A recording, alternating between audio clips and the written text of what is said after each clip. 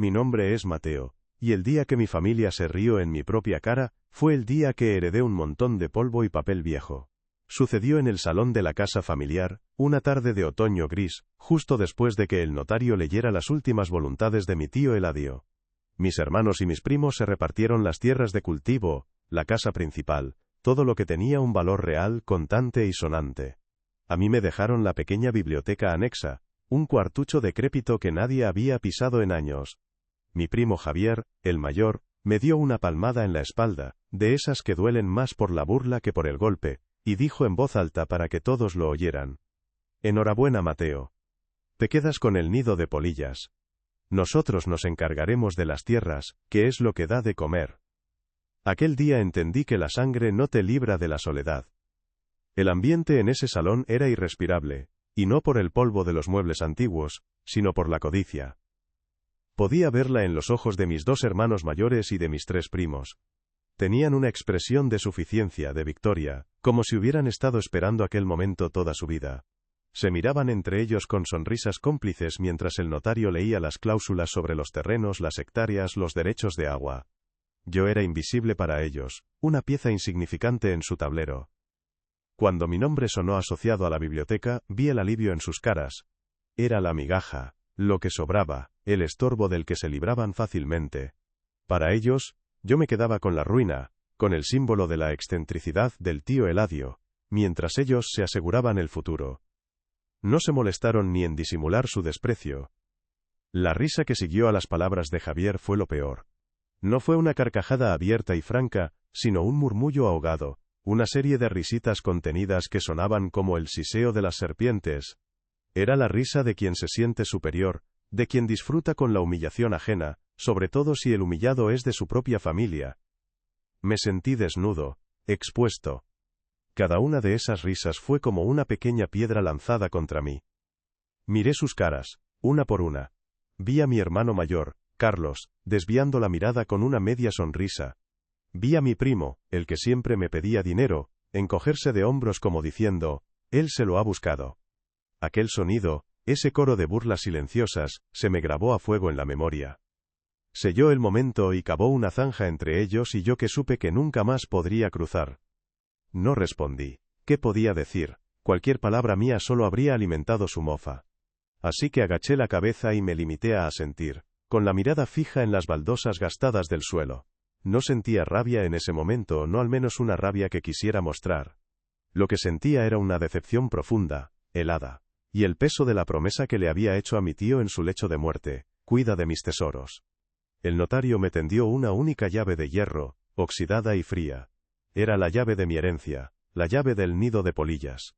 La cogí, sentí su peso en mi mano, y sin decir una palabra, me di la vuelta y me marché de aquella casa. Caminé por las calles del pueblo sintiendo todas sus miradas clavadas en mi espalda, la del perdedor, la del tonto de la familia. Y ahora os pregunto yo a vosotros: ¿qué habríais hecho si vuestra propia gente se riese de vosotros por heredar una simple ruina? Escuchad mi historia hasta el final y decidme: ¿qué habríais hecho en mi lugar? Contadme también desde qué ciudad me estáis escuchando. Necesito saber que no estoy solo en esto, que hay más gente que entiende el valor de lo que no brilla. Si queréis oír más historias como esta, de dignidad y de justicia silenciosa, suscribíos al canal. Mi vida no empezó el día que heredé aquella biblioteca, pero sí fue el día en que entendí por qué había vivido como lo había hecho. Veréis, yo nací en este mismo pueblo, Valleolvido, en una familia donde la tierra lo era todo.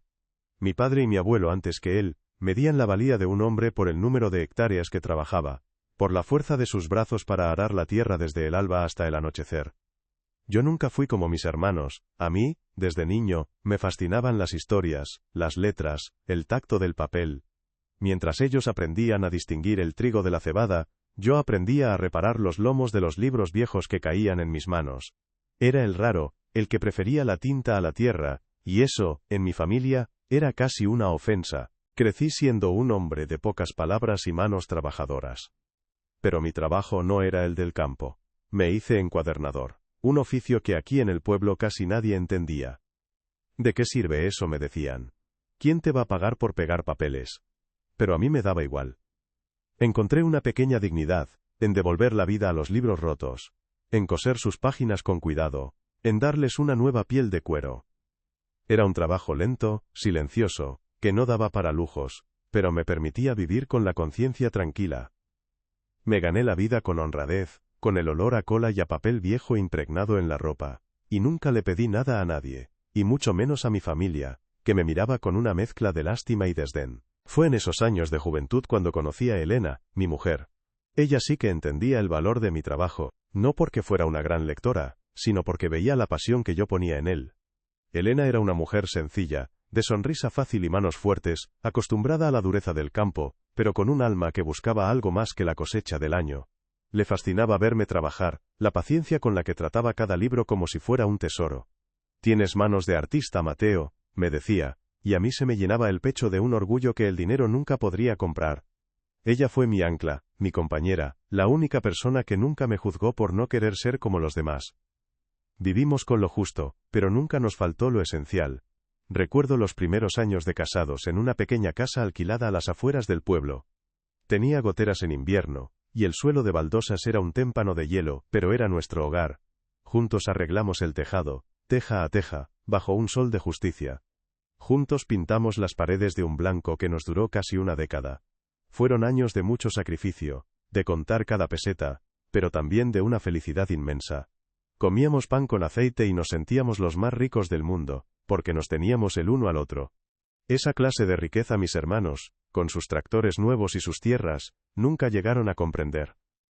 Elena fue quien me animó a montar mi pequeño taller en el bajo de nuestra casa. Si es lo que amas, tienes que luchar por ello, me repetía, y así lo hice. Poco a poco, la gente del pueblo y de las aldeas cercanas empezó a traerme sus libros de cuentas, los misales de sus abuelas, las novelas que se deshacían por el uso. No me hice rico, ni mucho menos, pero mi trabajo me dio una reputación. Era, Mateo, el de los libros, un apodo que al principio sonaba a burla, pero que con el tiempo se convirtió en una seña de identidad. Elena estaba orgullosa. Veía en mi pequeño taller la prueba de que se podía vivir de una pasión, por humilde que fuera. Antes de que la enfermedad se la llevara, demasiado pronto, demasiado rápido, me hizo prometerle una cosa. Una noche, mientras sostenía su mano, ya frágil y delgada, me miró con esos ojos que todavía brillaban y me dijo: «Mateo, no dejes nunca que te hagan sentir pequeño por amar lo que amas. Tu valor no está en la tierra que pisas, sino en la huella que dejas en las cosas que cuidas». Esa promesa se me quedó grabada a fuego. Fue su testamento, su verdadera herencia para mí.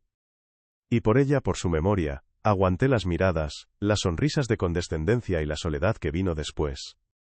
La soledad tras su muerte fue un pozo oscuro y profundo, el taller se llenó de un silencio que dolía. Cada libro que reparaba me recordaba a ella, a sus palabras de ánimo. Mis hermanos vinieron a darme el pésame, claro, pero en sus ojos no había consuelo, sino esa misma mirada de siempre, la que decía: «Pobre Mateo, solo y sin un real». No entendían que mi mayor riqueza se había ido, y que ninguna tierra de labranza podría llenar ese vacío. Seguí trabajando, con más ahínco si cabe, porque en la meticulosidad de mi oficio encontraba el único refugio posible, el único lugar donde el dolor se transformaba en algo útil, en algo bello. Fue en esa época de soledad cuando me acerqué más a mi tío Eladio. Él siempre había sido el otro raro de la familia. Un hombre culto, maestro jubilado, que prefería la compañía de sus libros a la de las personas. Mientras el resto de la familia lo consideraba un excéntrico que malgastaba su tiempo en tonterías, yo veía en él a un alma gemela. Pasábamos tardes enteras en su biblioteca, la misma que ahora era mía, hablando de historia, de poesía, de mundos lejanos encerrados en páginas amarillentas. Él no me miraba con lástima, me miraba con respeto, el mismo respeto que yo sentía por él. Aquella biblioteca no era un cuartucho decrépito para mí. Era el santuario de mi infancia. Recuerdo haberme colado allí de niño, fascinado por el olor a papel viejo y a cuero. Mi tío Eladio me encontraba escondido detrás de una estantería, leyendo a escondidas, y en lugar de reñirme, se sentaba a mi lado y me explicaba lo que no entendía. Me enseñó que cada libro tiene una historia, no solo la que cuenta, sino la de las manos que lo han sostenido, la de los ojos que lo han leído. Para mí, heredar ese lugar no era recibir unas ruinas, era recibir el cofre de mis mejores recuerdos, el legado de la única persona de mi sangre que me había entendido de verdad. Mis hermanos y primos nunca pisaron esa biblioteca.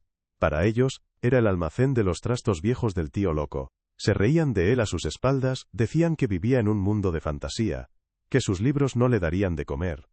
No comprendían que para mi tío, y para mí, esos libros eran el alimento del espíritu, algo mucho más necesario que el pan para el estómago. Veían polvo y polillas donde yo veía conocimiento y refugio. Su ceguera no era de los ojos, sino del alma. Estaban tan ocupados en acumular lo material que se habían olvidado de cultivar lo importante. En su lecho de muerte, mi tío Eladio me cogió la mano, igual que había hecho Elena, y con un hilo de voz me dijo: Mateo, cuida de mis tesoros. Solo tú sabes lo que valen de verdad. No se refería al dinero. Se refería a las historias, al conocimiento, a todo el saber que había acumulado en aquella pequeña habitación. La promesa que le hice en ese momento fue tan sagrada como la que le hice a mi mujer. Y por eso, cuando el notario leyó el testamento y mi primo soltó su burla, no sentí rabia. Sentí el peso de la responsabilidad, el deber de proteger el último bastión de un mundo que mi familia era incapaz de ver. De hecho, años atrás tuve la oportunidad de marcharme de Valleolvido. Una imprenta importante de la capital me ofreció un puesto de maestro encuadernador. Era un buen sueldo, una vida nueva, la posibilidad de dejar atrás las miradas de compasión. Pero mi tío Eladio ya estaba mayor, y Elena acababa de fallecer. ¿Iba a dejarlo solo, a él, que había sido mi único faro en la oscuridad? No pude. Renuncié a esa oportunidad para quedarme aquí, para cuidarlo en sus últimos años. Mis hermanos dijeron que era un idiota, que estaba tirando mi vida por la borda por un viejo excéntrico. Hoy sé que fue la mejor decisión que tomé. Mis manos cuentan la historia de mi vida. No son las manos anchas y encallecidas de un agricultor, pero tampoco son suaves. Tienen los callos finos de la lezna y la aguja, las cicatrices de algún corte con la cizalla y las manchas de tinta que ya no se van por mucho que frote. Son las manos de un artesano, de un hombre que ha construido su dignidad con paciencia y precisión. Cada vez que miro mis manos veo el reflejo de mi padre, pero también el de mi tío Eladio. Veo la herencia del trabajo duro, pero aplicado a algo que solo yo consideré valioso. A veces, desde la ventana de mi taller, veía a mis hermanos y a mis primos pasar con sus modernos tractores, levantando polvo en el camino. Hablaban de subvenciones, de precios del mercado, de recalificar terrenos. Su mundo giraba en torno a cifras, a beneficios, a la expansión. Parecían tenerlo todo: dinero, propiedades, el respeto de la gente que valora esas cosas. Pero yo los miraba, y veía un vacío en sus ojos, una prisa constante, una incapacidad para detenerse, y simplemente disfrutar de un atardecer, o del silencio del campo. Tenían mucho, pero no tenían suficiente. Nunca era suficiente. Y así, con todo ese pasado a mis espaldas, me encontré frente a la puerta de roble macizo de la biblioteca. La llave de hierro, fría y pesada en mi mano, parecía contener el peso de todas esas promesas, de todas esas burlas, de toda una vida de sentirme fuera de lugar. La risa de mi primo Javier todavía resonaba en mis oídos, pero se mezclaba con la voz suave de Elena y el susurro sabio de mi tío Eladio. No estaba abriendo la puerta de un nido de polillas. Estaba a punto de entrar en mi verdadero hogar, en mi legado.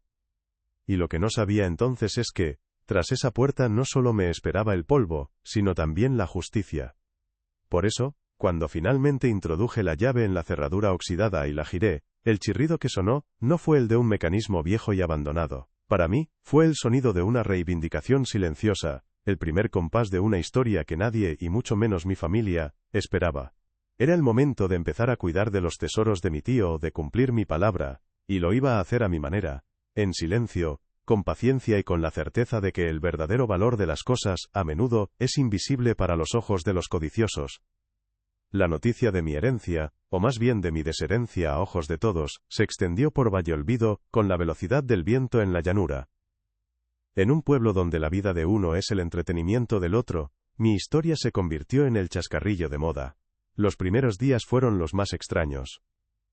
Sentía las miradas clavadas en mi nuca cuando caminaba hacia la tienda de ultramarinos, o a mi pequeño taller. No eran miradas de odio, sino algo peor. Una mezcla de lástima y diversión. Veía a los hombres acodados en la barra del bar detener sus conversaciones cuando yo entraba, para luego reanudarlas en un murmullo en cuanto me daba la vuelta. Me había convertido en una anécdota viviente, el tonto del pueblo que había cambiado tierra por papel. La primera vez que la burla se hizo directa fue en la tienda de Anselmo, el tendero. un hombre que me había visto crecer, mientras me pesaba 1 kilo de patatas, me dijo con una sonrisilla torcida: Mateo, con tanto libro viejo, a ver si tienes suerte y encuentras algún billete de los de antes escondido entre las páginas, que para otra cosa no creo que sirvan. Los 2 clientes que esperaban detrás se rieron por lo bajo. Yo me limité a pagar, dar las gracias y marcharme. No iba a darles el gusto de verme enfadado. Pero aquella frase se me clavó dentro. Para ellos el único valor que podían tener mis libros era el de un billete olvidado. El de un golpe de suerte absurdo, nunca el valor que realmente poseían. Mis hermanos fueron los peores. No por lo que decían, sino por lo que callaban. Dejaron de llamarme. Si nos cruzábamos por la calle, Carlos, el mayor, me dedicaba un saludo seco con la cabeza y aceleraba el paso. Como si mi presencia le avergonzara. Como si mi pobreza de miras fuera contagiosa. Mi otro hermano, Luis, simplemente me evitaba. Si me veía venir por una acera, se cruzaba a la de enfrente sin disimulo.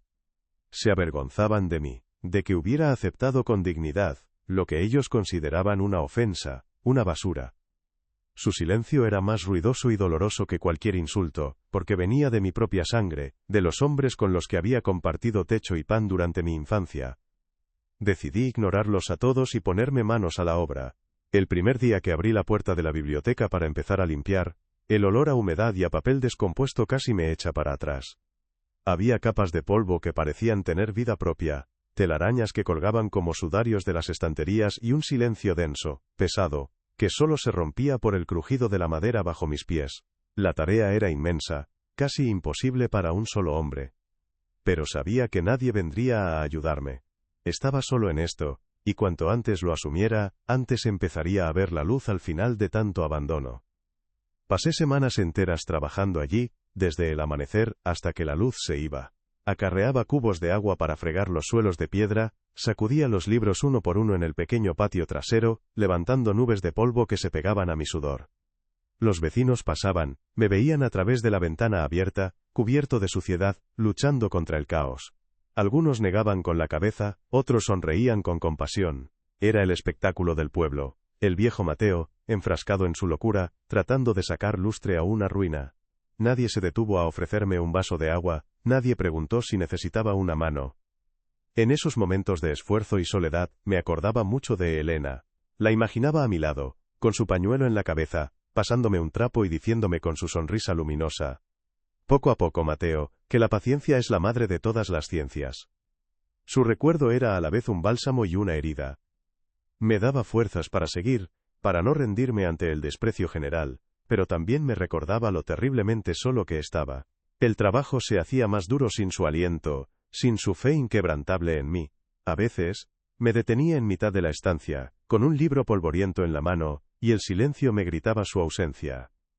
La crueldad de la gente a veces se disfrazaba de consejo bien intencionado. Una tarde, mientras intentaba reparar una de las vigas del techo que amenazaba con venirse abajo, se asomó por la puerta mi vecino, Julián. Mateo, no te mates ahí dentro, me dijo con un tono falsamente preocupado. Si quieres, hablo con mi cuñado, el que tiene la excavadora. Por un precio de amigo te tira esto abajo en una mañana, y te deja el solar limpio. Ganarías más vendiendo las piedras que con esos papeles. Le di las gracias por su amabilidad, y seguí con lo mío. Entendí que su oferta no era ayuda, sino una forma de decirme que lo que yo hacía era una pérdida de tiempo. El aislamiento social se hizo tangible, real. Dejaron de invitarme a las celebraciones familiares. No me avisaron para el bautizo del hijo de mi primo Javier, el mismo que se había burlado de mí. Me enteré por casualidad, una semana después. Tampoco me llamaron para la matanza anual en la finca de mi hermano Carlos, una tradición a la que nunca había faltado. Me estaban borrando de sus vidas, cortando los últimos lazos que nos unían. Me convertí en el pariente incómodo, en la oveja negra cuya sola presencia les recordaba lo que ellos consideraban mi fracaso. Era una excomunión silenciosa, pero tan definitiva como si la hubieran gritado a los 4 vientos. El trabajo físico, al menos, me mantenía ocupado y alejaba los malos pensamientos. Mis manos, acostumbradas a la delicadeza de la encuadernación, se llenaron de callos y arañazos. La espalda me dolía cada noche como si me la estuvieran partiendo en dos. Pero cada estantería que limpiaba, cada pila de libros que ordenaba, era una pequeña victoria contra el abandono y la incredulidad. Estaba recuperando no solo un espacio físico, sino también mi propia dignidad. Lo hacía por mí, por Elena, y por la memoria de mi tío Eladio. No necesitaba su aprobación, solo la mía. Las bromas se volvieron más frecuentes y directas. En el bar, si pedía un café, no faltaba quien gritara desde el fondo: «Ponle un coñac, que el hombre lo necesita para aguantar el olor a moho». Las risas que seguían eran la banda sonora de mi nueva vida. Aprendí a no reaccionar, a mantener una expresión neutra, a pagar e irme. Cualquier respuesta por mi parte solo les daría más munición. Mi silencio los desconcertaba, y en su desconcierto yo encontraba una pequeña y amarga victoria. No podían herirme si yo no les daba el poder para hacerlo. Un día, uno de los jornaleros que trabajaban para mi hermano se acercó mientras yo descargaba unas maderas para reforzar las estanterías. «Don Mateo», me dijo con un tono que pretendía ser respetuoso pero que apestaba a mofa, «¿quiere que le venda unos sacos? Para que vaya metiendo toda esa leña que tiene ahí dentro. En invierno le vendrá bien para la lumbre». Se refería a los libros, a los tesoros de mi tío, a mi herencia. Le miré fijamente a los ojos, sin decir una palabra, hasta que bajó la mirada, incómodo, y se marchó. Fue la primera vez que sentí que mi silencio podía ser un arma. Incluso mis hermanos se atrevieron a darme un ultimátum. Vinieron una tarde los dos juntos a la biblioteca.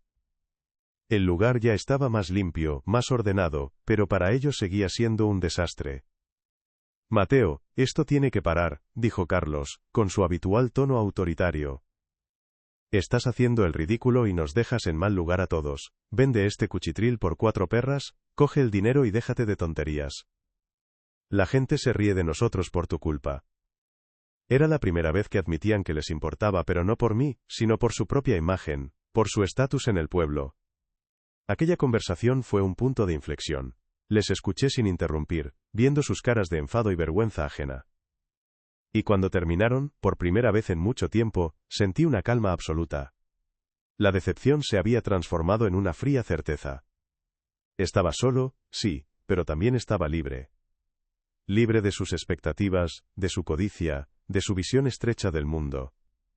«Esta es mi casa ahora», les dije con una voz tranquila que no reconocí como mía. «Y voy a cuidarla. Si no os gusta, la puerta es ancha». Se quedaron mirándome, boquiabiertos, y se fueron dando un portazo. Los niños del pueblo que repiten lo que oyen en casa, empezaron a llamar a la biblioteca, la casa del loco de los libros.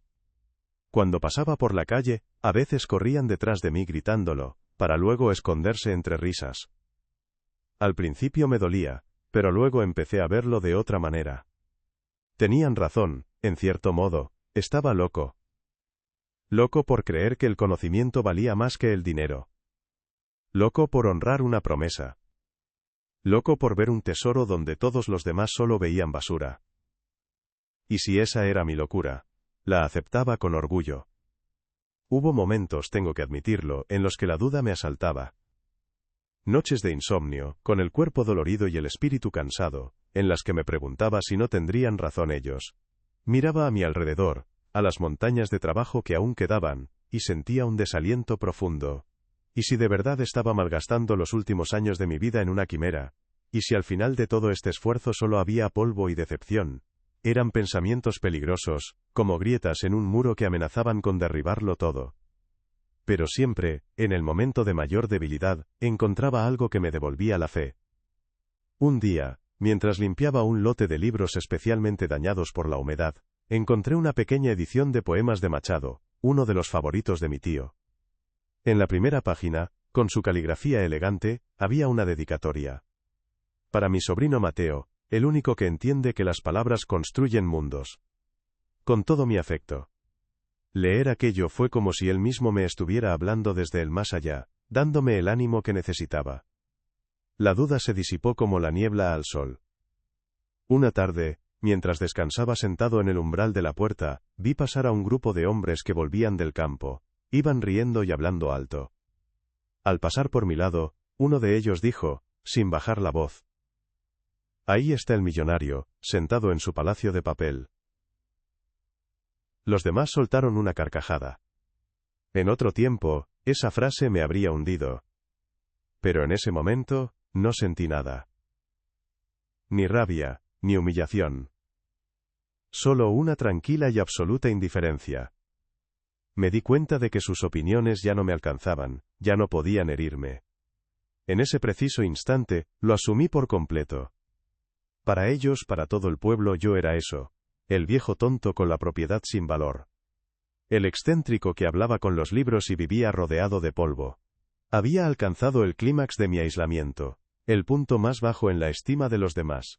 Pero extrañamente, en esa aceptación no había derrota, sino una especie de liberación. Ya no tenía que demostrarles nada a nadie. Mi única obligación era con mi conciencia, con mis recuerdos y con el secreto que, aunque yo aún no lo sabía, aguardaba pacientemente entre las paredes de aquel bendito nido de polillas. Y entonces, después de semanas de lucha física contra el abandono, llegó el momento de empezar el verdadero trabajo, el mío. Dejé la escoba y el cubo y saqué mis herramientas de encuadernador, la plegadera de hueso, el bisturí fino, las colas.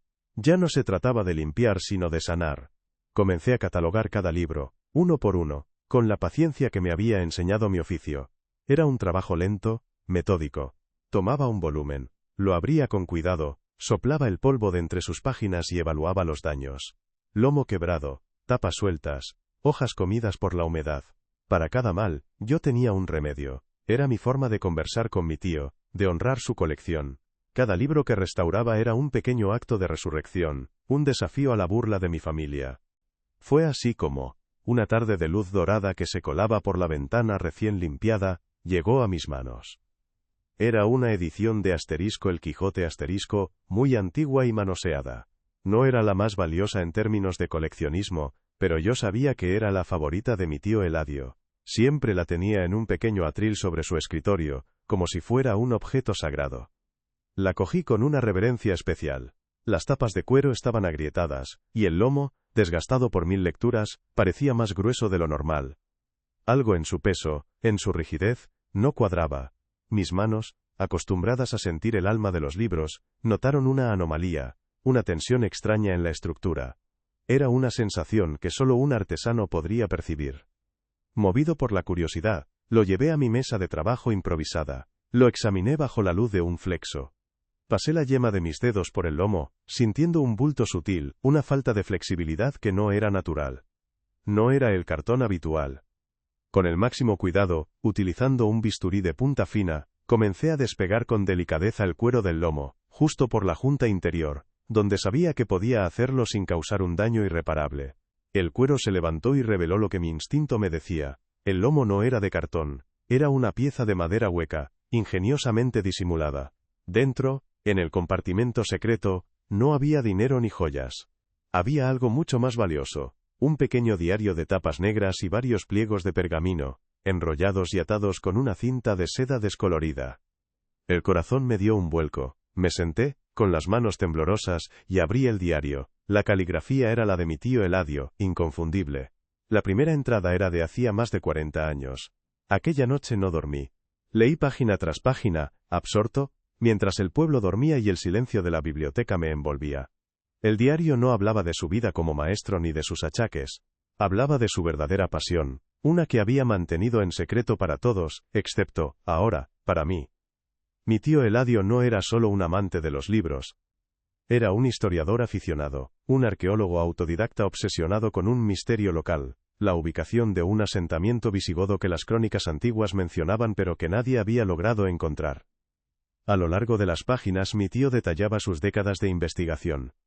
Sus visitas a los archivos provinciales, su correspondencia con historiadores de la universidad, sus largas caminatas por los campos, buscando indicios en la toponimia, en las viejas leyendas, en la forma del terreno. Era el trabajo de una vida, una investigación rigurosa y metódica que habría avergonzado a más de un profesional. Había dedicado cada minuto de su tiempo libre, cada peseta que ahorraba, a esta búsqueda silenciosa. Nadie lo sabía. Todos le veían como el viejo excéntrico que leía libros raros, pero en realidad era un explorador, un guardián de la historia perdida de nuestra propia tierra.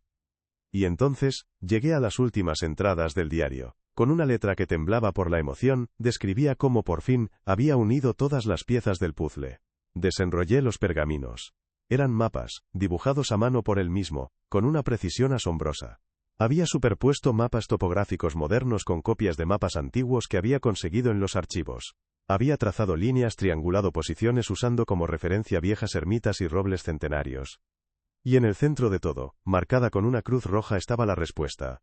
El lugar exacto del asentamiento perdido, de la necrópolis visigoda que podría reescribir la historia de toda la comarca. Sentí un escalofrío que me recorrió la espalda cuando entendí dónde estaba esa cruz. No estaba en un monte lejano ni en unas tierras baldías propiedad del ayuntamiento. La cruz estaba plantada, con una ironía que rozaba lo poético, justo en el centro de las mejores tierras de cultivo del valle. Las mismas tierras que mis hermanos y mis primos habían heredado con tanta alegría. Las mismas tierras de las que se sentían tan orgullosos. Las mismas tierras que, para ellos, eran lo único que daba de comer. Me levanté y miré por la ventana, hacia la oscuridad donde sabía que se extendían sus campos. Estaban cultivando sobre un tesoro sin tener la más remota idea. En una de las últimas páginas del diario, mi tío explicaba por qué lo había mantenido en secreto. Conozco a mi familia, escribió. Conozco su sed de dinero, su ceguera para todo lo que no brille. Si les hubiera revelado esto, habrían visto solo una oportunidad para enriquecerse. Habrían traído excavadoras en busca de oro y joyas, destruyendo para siempre el valor histórico de este lugar. Habrían vendido el secreto al primer postor sin escrúpulos. Por eso, este conocimiento solo podía ser para ti, Mateo. Porque sé que tú, y solo tú, entenderás que el verdadero tesoro no es el oro que puedan encontrar, sino la historia que puedan contar. En ese momento, la promesa que le hice en su lecho de muerte, cuida de mis tesoros, adquirió un significado completamente nuevo y abrumador. El tesoro no eran los libros en sí, sino lo que uno de ellos contenía. El legado de mi tío no era el polvo y las polillas, era la llave de la historia de nuestro pueblo. Me di cuenta de que mi familia no solo me había despreciado a mí, sino que habían despreciado la sabiduría de un hombre que valía más que todos ellos juntos. Se habían reído del guardián del mapa del tesoro mientras se repartían el terreno que no significaba nada sin él. El valor de aquello era incalculable. No era algo que se pudiera medir en euros, era un yacimiento de importancia nacional. La posibilidad de encontrar artefactos únicos, de entender mejor una época oscura de nuestra historia. Era el tipo de descubrimiento que pone a un pequeño pueblo olvidado como Valleolvido en los libros de historia para siempre. El valor económico, si es que se le podía poner uno, superaría con creces el de todas las cosechas que mis hermanos pudieran recoger en 100 vidas. Pero yo sabía, como sabía mi tío, que su verdadero valor era intangible. No sentí euforia. No sentí ganas de correr a la plaza del pueblo y gritarles a todos en la cara lo ciegos y estúpidos que habían sido. Lo que sentí fue una calma profunda, una serenidad absoluta. Sentí el peso de la responsabilidad y una sensación de justicia silenciosa, casi divina. La vida, a su manera lenta y retorcida, estaba poniendo las cosas en su sitio. No necesitaba su validación ni su arrepentimiento. Tenía la verdad. Y la verdad en aquel momento era el arma más poderosa del mundo. De repente, yo era el hombre más rico del pueblo, no en dinero, sino en poder. El poder de decidir el destino de esas tierras que tanto codiciaban. El poder de honrar la memoria de mi tío, de la forma correcta.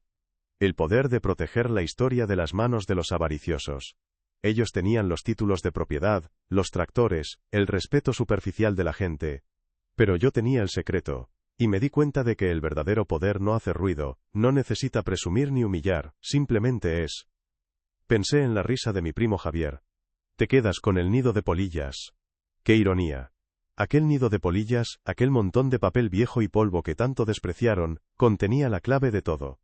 Ellos se habían quedado con la caja fuerte, sí, pero yo tenía la única combinación que podía abrirla. Me habían subestimado toda mi vida. Me habían visto como el soñador, el inútil, el que vivía en las nubes. Nunca se pararon a pensar que, a veces, desde las nubes, se tiene una mejor perspectiva de lo que hay en la tierra.